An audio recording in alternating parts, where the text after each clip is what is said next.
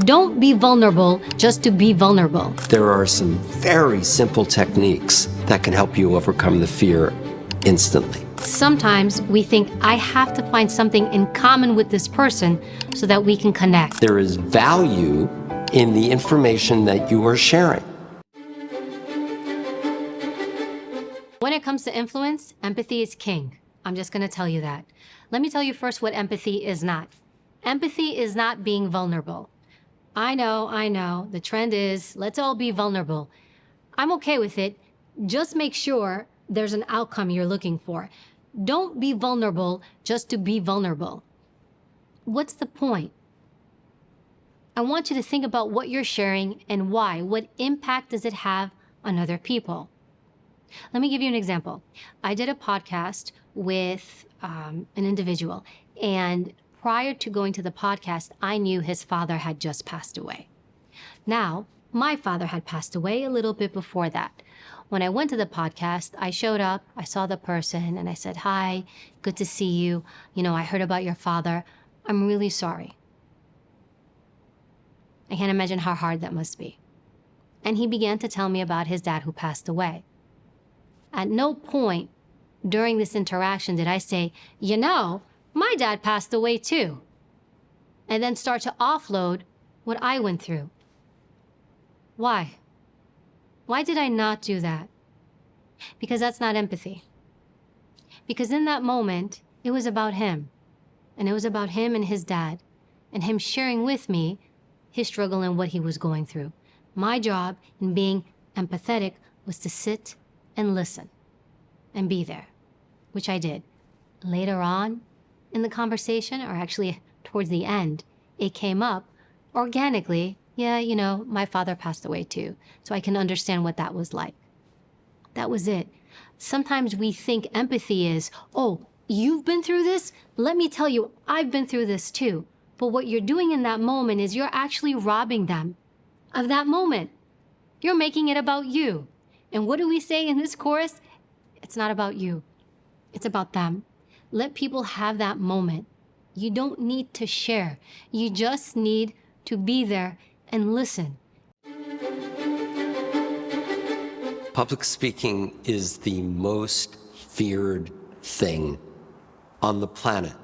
More people are afraid of public speaking than anything else. In fact, there was a Seinfeld episode where they were talking about this, and it came out that people would actually statistically prefer to be in the casket rather than standing up and giving a speech, a eulogy at a funeral.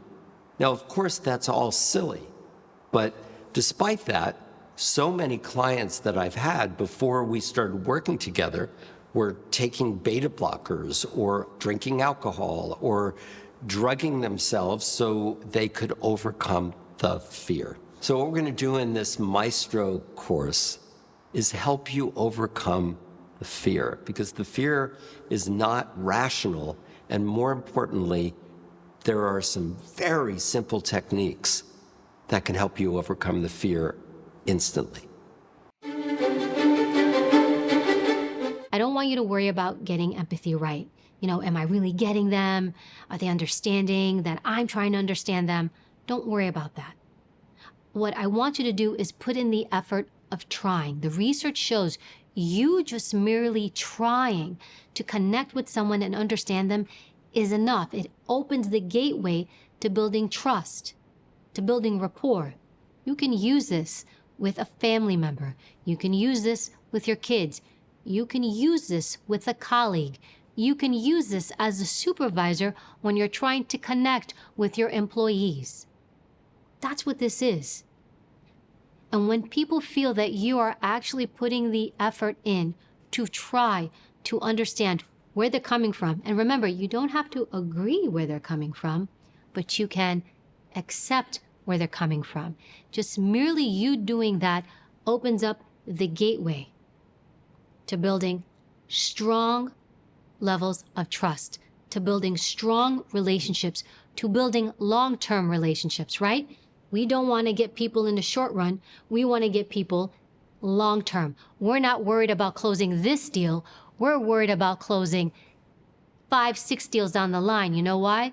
Because if I'm focused on building a good relationship with you, then I'm going to get multiple deals. If I'm just focused on this one transaction, I need to manipulate you to get you to do this deal. You know what I'm not going to get? You're not going to trust me. You're going to know I did that to you. And down the line, you're going to go work with someone else. But if I just focus on, forget the deal, I just want to have a really good relationship with you. I want to make sure we have trust. I want to make sure you understand that I'm trying to understand you because I've got empathy. Now I have just influenced this person to want to be in business with me for the long haul. That is what we're trying to do.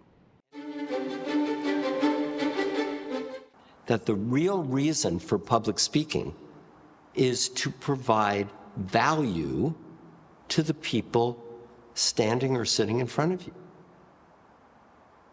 Why else would you be speaking? So let me give you an example.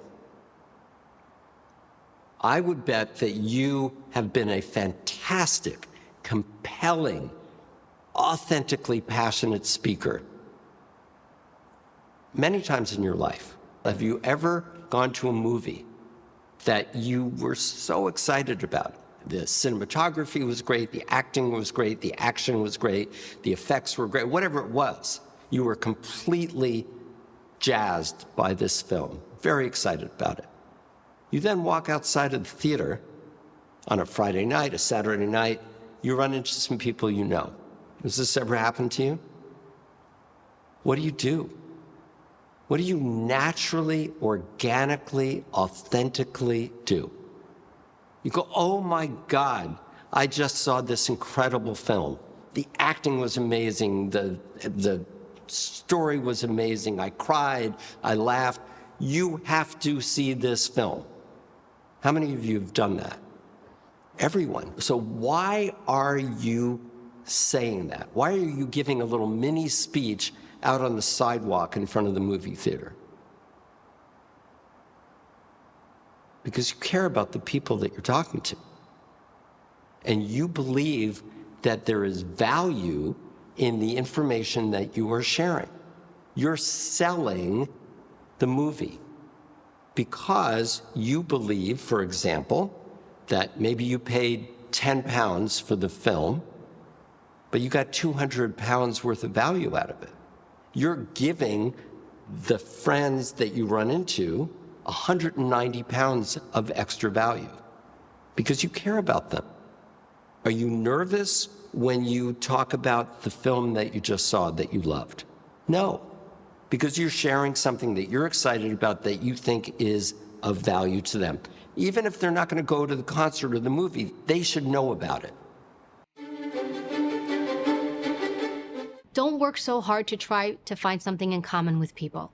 Sometimes we think, I have to find something in common with this person so that we can connect. It will organically happen.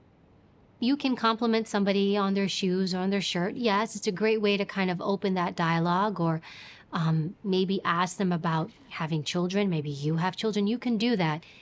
If it organically happens, the issue with trying so hard to find something in common with someone, it comes off fake.